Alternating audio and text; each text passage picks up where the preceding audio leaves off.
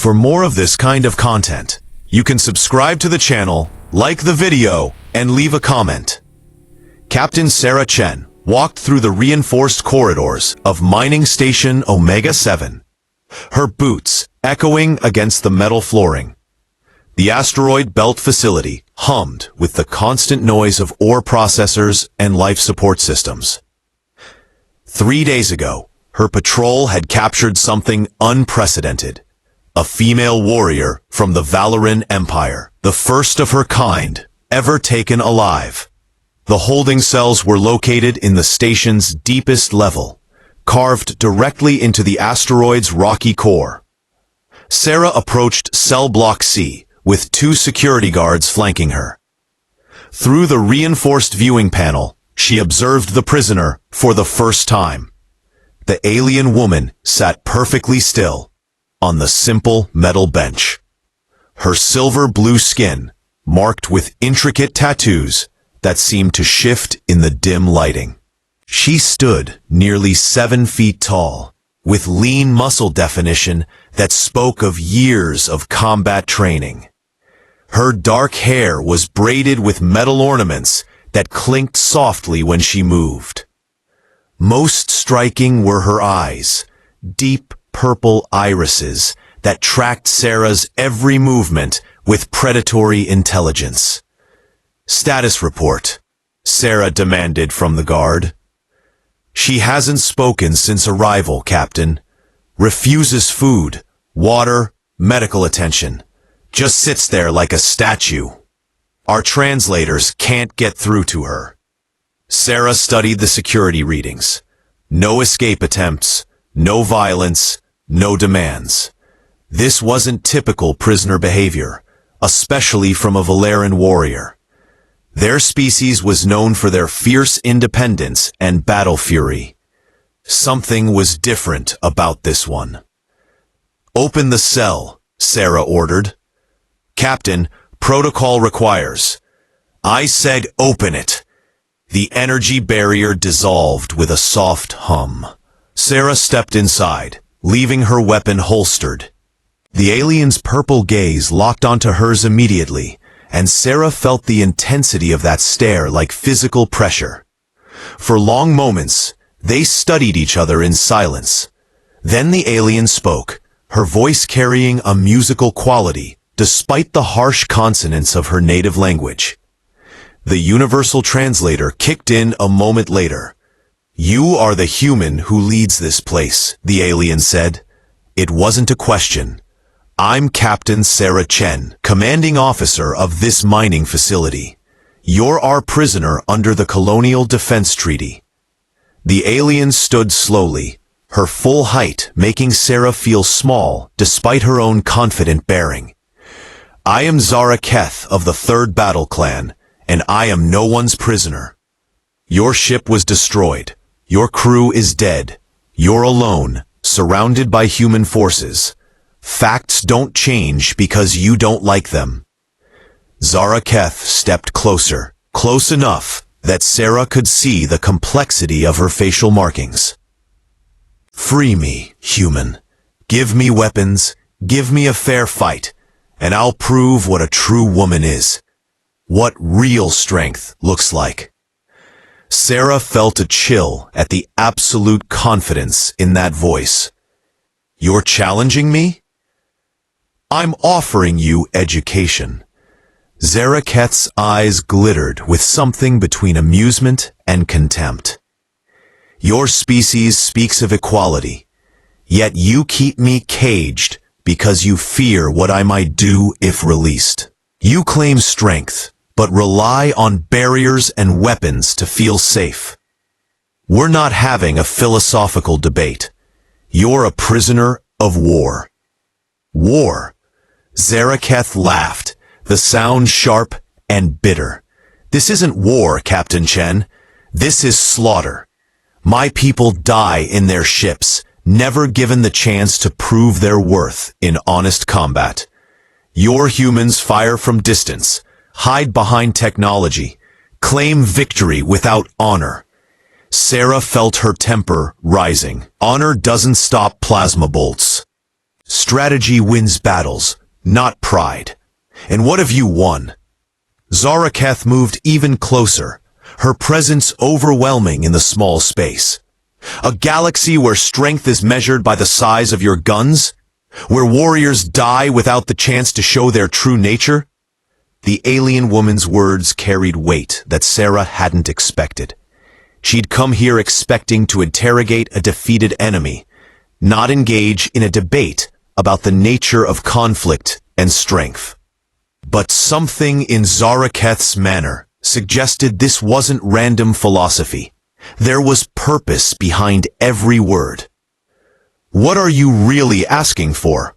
Sarah said quietly. Zaraketh smiled, revealing teeth that were slightly pointed, but somehow not threatening. "I'm asking you to be brave enough to see me as I truly am. Remove these barriers. Give me the chance to prove that real strength isn't about cages or weapons or fear." Sarah stared into those purple eyes, seeing something she hadn't expected. Not madness or bloodlust, but a deep, burning need to be understood. To be seen as more than just an enemy to be contained.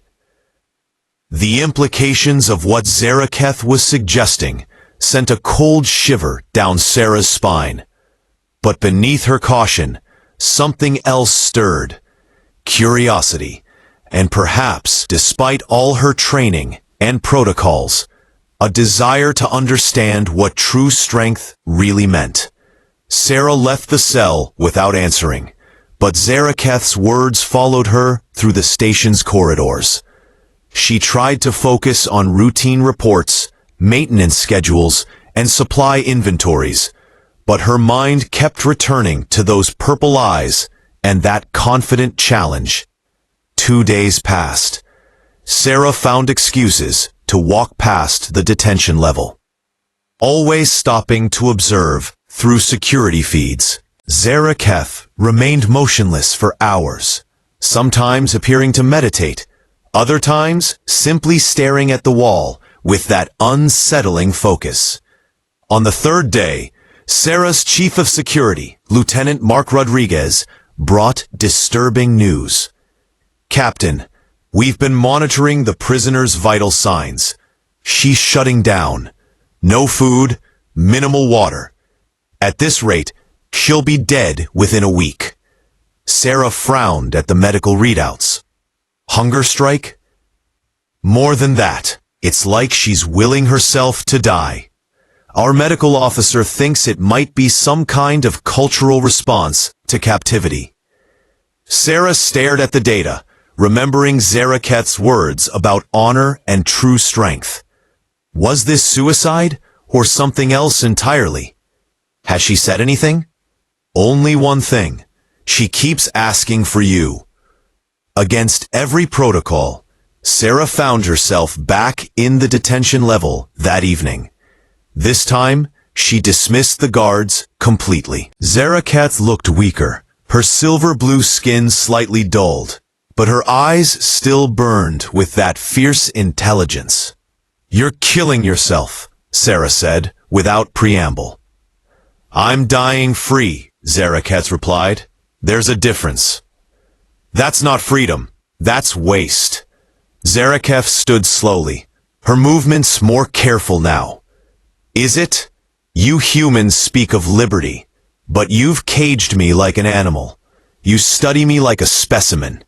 Where's the freedom in that?" Sarah felt the weight of truth in those words. "You attacked our shipping lanes, killed my people. In honest battle, ship to ship, warrior to warrior. When your people died, they died fighting." Zaraketh's voice carried no boast, only statement of fact. "When I die here, I die as a curiosity in a cage." The alien woman moved to the energy barrier that separated them, placing her palm against the shimmering field. "You came back because my words bothered you, because somewhere inside, you know I'm right." "About what?" "About strength, about what it really means to be a warrior." Zara Keth's eyes locked onto Sarah's. "You're afraid to find out if your assumptions about my people are wrong.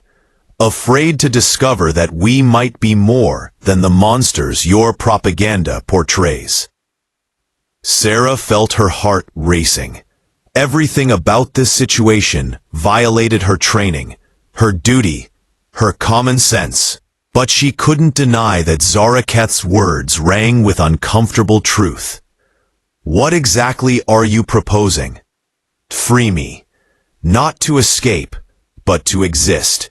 Let me move freely through your station. Give me tasks, challenges, purposes. See what a Valoran warrior truly is when not pressed into a corner." "That's impossible. The security risk is minimal, and you know it." Zara Keth's smile was sharp, but not cruel. "I could have killed you the moment you entered my cell.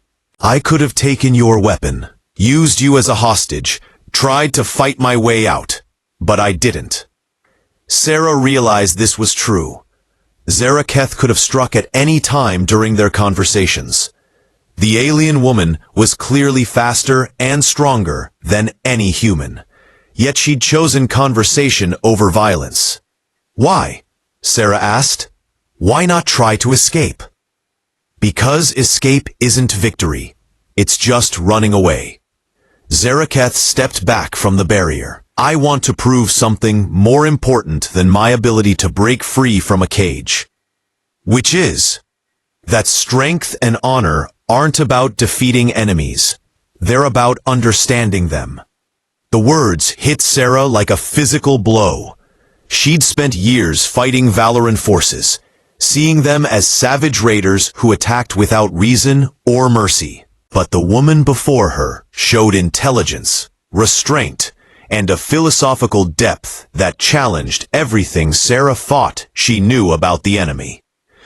That night, Sarah couldn't sleep. She reviewed security footage of the capture, studying how Zara Keth had fought. There was savage efficiency, yes, but also a strange code. The alien warrior had never targeted escape pods or medical facilities. Even in defeat, she'd ordered her surviving crew to surrender rather than fight to the death. By morning, Sarah had made a decision that would either prove her wisdom or end her career. She returned to the detention level with Lieutenant Rodriguez and a portable scanner. "Captain, what's this about?" Rodriguez asked nervously. "We're conducting an experiment," Sarah replied, her voice steadier than her hands felt. Zara Keth watched through the viewing panel as Sarah approached the cell controls. "I'm going to give you a chance," Sarah said, her finger hovering over the release mechanism. "Limited freedom, supervised movement, tasks that let you prove your worth without threatening station security. And if I betray your trust, then I'll have learned something important about making assumptions." Sarah met those purple eyes steadily. "But I think I'll learn something different." The energy barrier dissolved. For the first time in days, Zara Keth stepped beyond the confines of her cell. She moved slowly, deliberately, showing no aggression despite her obvious physical superiority. "Thank you," she said quietly. "You won't regret this." Sarah hoped that was true. But as she watched Zara Keth stretch her arms and breathe deeply, she realized something had fundamentally changed in how she viewed both her enemy and herself. The next few days transformed the routine of mining station Omega-7 in ways Sarah never anticipated. Zara Keth, under constant but discreet supervision, moved through the facility with curiosity rather than hostility. She observed human workers, asked questions about mining techniques, and even volunteered for labor assignments that utilized her impressive physical strength. The turning point came during the third day of her limited freedom. An emergency klaxon echoed through the station's corridors as Sarah rushed to the command center. Report, she demanded, sliding into her captain's chair. Massive asteroid fragment incoming, Captain, called out Navigator Patel. It broke off from the main body during yesterday's mining operation. Impact in 47 minutes. Sarah's blood ran cold. The fragment was too large for their defensive systems to destroy, too close to outrun. Options: emergency evacuation. We can get most personnel to the escape shuttles, but we'll lose the station and 6 months of rare element mining, Sarah finished grimly. And the people in the deep mining tunnels won't make it to evacuation points in time. Engineering Chief Thompson looked up from his console, sweat beading on his forehead. Captain, there might be a way. If we could manually realign the mining laser array and overload the power couplers, we might generate enough focused energy to deflect the fragment. But someone would have to physically recalibrate the equipment from the external maintenance platform. In 40 minutes, with an asteroid fragment bearing down on us? The radiation exposure alone would be lethal, Dr. Martinez added from the medical station. Even in a full environmental suit, the energy discharge would kill anyone within 50 meters of the array. A voice spoke from behind Sarah. Not anyone. Sarah spun to find Zaraketh standing in the command center doorway, her purple eyes analyzing the tactical display with professional assessment. You shouldn't be here. Lieutenant Rodriguez started forward. Wait, Sarah held up a hand. What did you mean? Zaraketh approached the central display, moving with the confident grace that marked all her actions. Valoran physiology is more radiation resistant than human. Your lethal dose would make me sick, but not kill me. And my reaction time is faster than your mechanical systems. Thompson shook his head. You don't understand the technical specifications. I understand efficiency under pressure, Zaraketh interrupted. I've spent my life making split-second calculations in combat. Your laser array operates on the same principles as our ship-mounted plasma weapons. The recalibration sequence is similar to emergency targeting protocols I've run hundreds of times. Sarah stared at the alien warrior, her mind racing through possibilities and implications. You're volunteering to risk your life to save a human station? I'm volunteering to prove what true strength looks like. Zaraketh's gaze was steady, unwavering. You gave me the chance to be more than a prisoner. Let me be more than an enemy. The command center fell silent except for the steady countdown of the approaching disaster. 39 minutes, and counting. Captain, Dr. Martinez said quietly. Her biological profile suggests she might actually survive the procedure. But there's no guarantee. Sarah looked around at her crew, seeing the desperate hope in their faces. Then she looked at Zaraketh, seeing something else entirely, absolute resolve and a strange kind of peace. Why? Sarah asked. Why would you risk everything for people who were your enemies yesterday? Zaraketh smiled, and for the first time since her capture, it reached her eyes. Because yesterday, you proved that humans can look beyond fear and see truth. Today, I prove that Valonar can do the same. Thompson was already pulling up technical specifications. If we're doing this, we need to move now. I can walk you through the recalibration sequence, but once I'm out there, I'm on my own, Zaraketh finished. I understand. 28 minutes later, Sarah watched through the external cameras as Zaraketh, enclosed in a modified environmental suit, moved across the maintenance platform with inhuman grace. The approaching asteroid fragment filled a quarter of the sky now. Its irregular surface promising total destruction. Beginning sequence Alpha, Zaraketh's voice came through the calm despite the circumstances. Sarah found herself holding her breath as alien hands manipulated human technology with growing confidence. The laser array began its rotation. Massive mechanical components moving into new alignment under Zaraketh's guidance. Sequence beta complete. Beginning power coupling modifications. On the displays, energy readings climbed toward dangerous levels. The plan was brutally simple. Overload the mining lasers to create a single massive pulse that would hopefully deflect the asteroid fragment just enough to miss the station. 10 minutes to impact, Navigator Patel announced, unnecessarily. Everyone could see the massive rock growing larger by the second. Final sequence initiated, Zaraketh reported. Energy buildup, nominal. I'm reading some feedback in the tertiary couplers, but it's within acceptable parameters. Sarah wanted to order her back inside, wanted to call the whole thing off and trust to luck and evacuation procedures. But she could see in the tactical projections that this was their only real chance. Zaraketh, she said over the comm, if this works, we'll owe you everything. If this works, came the reply, we'll have proven that enemies can become something better. The energy readings peaked. Warning lights flashed across every console in the command center. Firing sequence in 10 seconds, Zaraketh announced. All personnel should brace for... The world turned white. Even through the station's heavy shielding and filtered cameras, the energy discharge was blinding. Every screen went static for nearly 30 seconds before emergency systems restored visual feeds.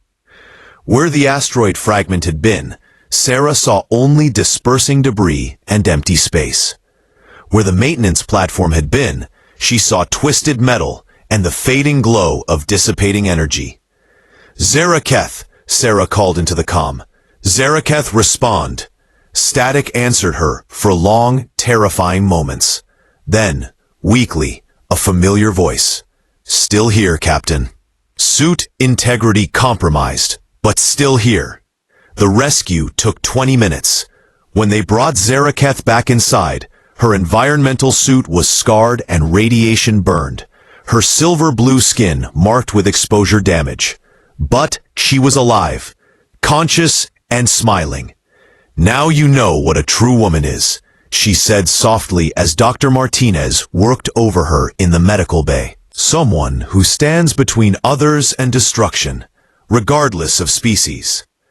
Sarah looked at the alien warrior who had risked everything to save people who had been her enemies, and realized that her understanding of strength, honor, and humanity itself had fundamentally changed.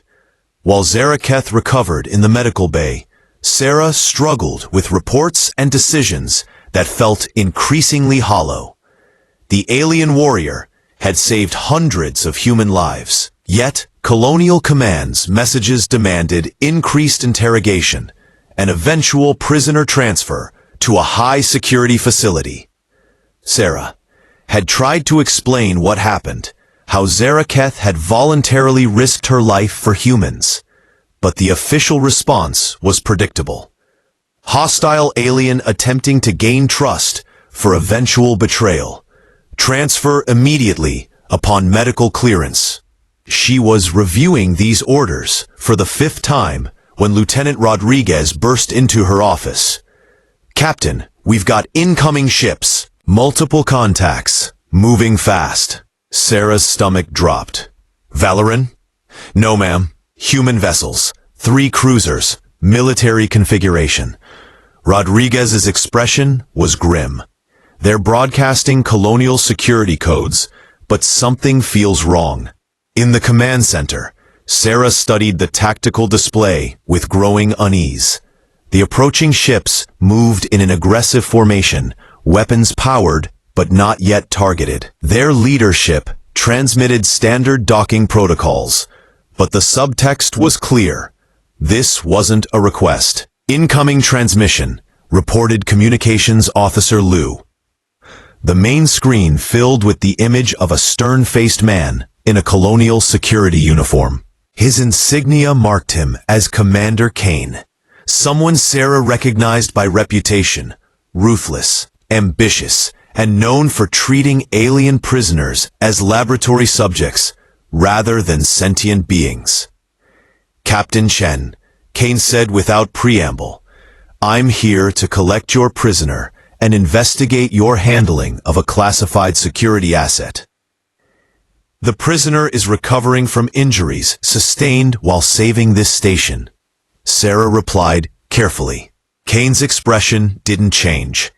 The prisoner is a hostile alien whose every action is calculated for deception. "You've been compromised, Captain. My orders are to assume command of this facility pending a full investigation." Sarah felt the blood drain from her face. "Sir, with respect, I've done nothing wrong. Zaraketh saved hundreds of lives." "Zaraketh?" Kane's eyes narrowed. "You're on first-name terms with an enemy combatant?" "Captain Chen, you're relieved of command. Security teams will take custody of the alien immediately." The communication ended. Sarah looked around her command center, seeing the confusion and concern on her crew's faces. These people had served under her for 3 years, had watched her lead them through impossible situations. They'd also witnessed Zaraketh's heroic sacrifice. "Captain," Rodriguez said quietly, "your orders." Sarah realized she stood at a crossroads that would define not just her career, but her understanding of right and wrong. She could comply with orders. Hand over Zaraketh to people who would treat her as an object, rather than a person who had earned respect through her actions. Or she could take a stand based on what she'd learned about true strength and honor.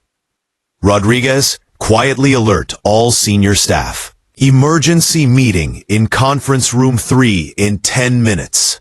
We can follow orders and hand over someone who risked her life for us. Or we can stand up for what's right, even if it costs us our careers. Dr. Martinez spoke first. "Zaraketh saved my life, and the lives of everyone in the deep tunnels. I won't be party to treating her like a specimen." Navigator Patel nodded agreement. "She proved herself. Seems wrong to betray that trust now." One by one, Sarah's officers voiced their support. Not for rebellion against authority, but for protecting someone who had earned their respect through actions rather than words. "Then we're agreed," Sarah said. "But understand, this makes us all complicit in defying colonial command. There's no going back." Lieutenant Rodriguez smiled grimly. "Sometimes going back isn't the right direction anyway." The first phase of their resistance was elegant in its simplicity. When Kane's security teams arrived at the medical bay, they found Zaraketh's bed empty, with Dr. Martinez explaining that the patient had been moved for emergency surgery due to radiation complications.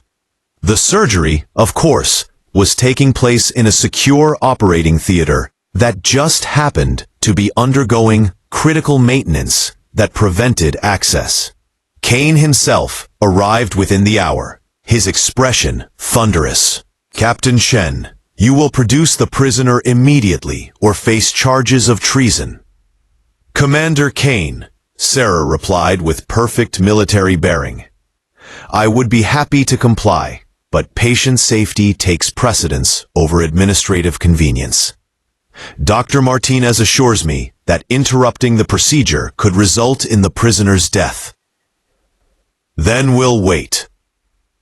"Certainly, though the doctor estimates the surgery could take 12 to 18 hours, depending on complications."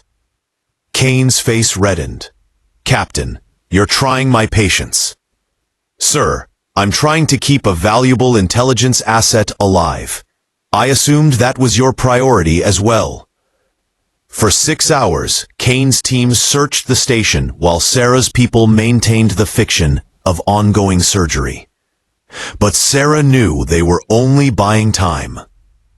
Eventually, Kane would get tired of games and order a forced entry. The real solution came from an unexpected source. Captain, Rodriguez reported privately. We've been monitoring Kane's ship-to-ship communications. He's not just here for Zaraketh. He's planning to strip mine this asteroid for rare elements, using prisoner labor from a facility he's establishing. Sarah felt pieces clicking together. He wants Zaraketh as his first test subject. It gets worse. Some of those communications were with Valoran separatist groups. Kane's been feeding them information about colonial fleet movements in exchange for captured human prisoners to use in his experiments. The implications hit Sarah like a physical blow. Kane wasn't just a cruel officer. He was a traitor, using both sides of the conflict for his own profit and twisted research. Get me everything, Sarah ordered.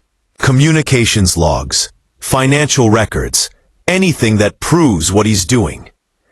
While Rodriguez gathered evidence, Sarah made her way to the real location where Zaraketh was hidden, a converted storage bay deep in the asteroid's mining tunnels. She found the alien warrior conscious and alert despite her injuries. "Your Commander Kane," Zaraketh said without preamble. "He's not here to collect a prisoner." "What do you mean?" said Hera. "I've been monitoring his communications since your people brought me here. Some of the encryption protocols he's using are Valoran military codes, specifically codes used by the Betrayer clans." Sarah's blood chilled. The Betrayer clans were Valoran groups who sold information and prisoners to the highest bidder, caring nothing for honor or loyalty. "He's working with your people's enemies?" "And yours," Zaraketh confirmed. "He's been feeding targeting information to raiders in exchange for human prisoners. Some of the attacks on your colonies weren't random. They were coordinated." Sarah realized that everything she thought she knew about the conflict had been built on Kane's lies and manipulations. He'd been playing both sides, prolonging the war for his own benefit. "We have to stop him." Zaraketh stood carefully, testing her balance. "We will, but not by hiding in tunnels like frightened prey." "What do you suggest?" The alien warrior's smile was sharp and predatory. "I suggest we prove that true strength comes from standing together against real enemies." As Sarah looked at Zaraketh, she realized that the war they'd been fighting wasn't the real conflict at all. The real enemy was those who profited from hatred and division, regardless of species. And now, human and Valoran would stand together against that common threat. The confrontation came at dawn, station time. Commander Kane had grown tired of delays and ordered his security teams to blast through the medical bay bulkheads. What they found was an empty room and a holographic message featuring Captain Chen. "Commander Kane," Sarah's image said calmly, "if you're seeing this, you've revealed your true intentions. Please report to the main hangar bay for a conversation about your business dealings with Valoran separatist groups." Kane's face went through several shades of red before settling on purple rage. He grabbed his personal sidearm and stormed toward the hangar, followed by his confused security teams. In the hangar bay, Kane found an impossible sight. Captain Chen and her senior officers standing side by side with Zaraketh, who despite her injuries stood tall and defiant. Between them lay scattered data tablets displaying communications logs, financial transfers, and prisoner exchange records. "Mutiny," Kane snarled, raising his weapon. "I should have expected alien contamination to spread." "Not mutiny," Sarah replied calmly. "Justice. We know what you've been doing, Kane. Selling information to raiders, using prisoners for illegal experiments, prolonging this war for profit. Kane's laugh was ugly and bitter. You think anyone will believe the word of alien lovers and traitors? I represent Colonial Command. My authority is absolute. Your authority, Zaraketh spoke for the first time, her voice carrying centuries of warrior tradition, comes from the trust of those you serve. You've betrayed that trust. And who's going to stop me? A wounded alien and a corrupt captain. That's when the real surprise revealed itself. From concealed positions around the hangar, Kane's own security teams emerged with weapons pointed at their commander. The team leader, a grizzled sergeant named Willis, stepped forward. Sir, Willis said formally, after reviewing the evidence Captain Chen provided, we cannot in good conscience follow your orders. You're under arrest for treason, conspiracy, and crimes against both human and alien prisoners. Kane's world collapsed in an instant. His own people, presented with proof of his betrayals, had chosen duty over blind loyalty. As they secured him, Kane's final words were a string of curses directed at both species. In the aftermath, Sarah found herself in the unusual position of hosting diplomatic communications between Colonial Command and the Valoran Empire. Both sides, faced with evidence of Kane's manipulations, began to see the conflict in a new light. 3 months later, Sarah stood in a very different place, a newly established neutral station where humans and Valorans worked together on joint mining and research operations. The war hadn't ended overnight, but Kane's exposure had created openings for dialogue that hadn't existed before. Zaraketh, fully recovered from her injuries, served as a liaison officer between the species.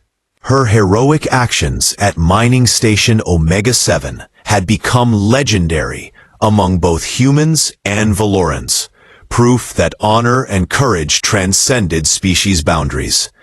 You know, Sarah said as they watched mixed crews working together in the station's main operations center. You were right about true strength. How so? It's not about weapons or technology or even physical power. It's about the courage to see beyond fear and prejudice, to find what's really important. Zaraketh nodded thoughtfully. My people have a saying. The strongest warrior is the one who turns enemies into allies. And what about the weakest? The one who turns allies into enemies for personal gain. Zaraketh's purple eyes held a hint of sadness. Kane could have built bridges. Instead, he burned them for temporary profit. Sarah watched human and Valoran engineers collaborating on a complex technical problem. Their different perspectives creating solutions neither species could have achieved alone. Do you think this will last? The cooperation, I mean? That depends on what we choose to teach the next generation. Zaraketh smiled. Will we teach them that differences are threats to be eliminated, or opportunities to learn and grow stronger together? As Sarah considered those words, she realized the most important lesson of their entire experience. True strength wasn't about defeating enemies. It was about understanding them. Real victory wasn't conquest. It was finding common ground despite differences. The war between humans and Valorans continued in many sectors. But it had changed. Kane's betrayal had shown both sides that their real enemies weren't always the ones they expected. Sometimes, the greatest threats came from within, from those who profited from division and hatred. Most importantly, Sarah had learned that courage meant more than following orders or winning battles. Sometimes it meant standing up to authority when authority was wrong. Sometimes it meant trusting someone who was supposed to be your enemy. And sometimes it meant admitting that everything you thought you knew was incomplete or misguided. Zaraketh had proved what a true woman was, not through combat or domination, but through sacrifice, honor, and the wisdom to see beyond the boundaries others had built. And in doing so, she had taught Sarah and her crew that strength and femininity weren't contradictory concepts, but complementary ones. Years later, when Sarah told this story to new recruits at the Integrated Colonial Valoran Academy, she always ended with the same lesson. True strength isn't about proving you're better than someone else. It's about becoming better than you were yesterday and helping others do the same. That's what Zaraketh taught us. That's what real warriors fight for. The greatest victory wasn't defeating the enemy. It was transforming them into friends. Real strength comes not from power over others, but from the courage to understand, help, and unite with those who are different from us. True warriors fight not to destroy, but to protect and build something better than what existed before.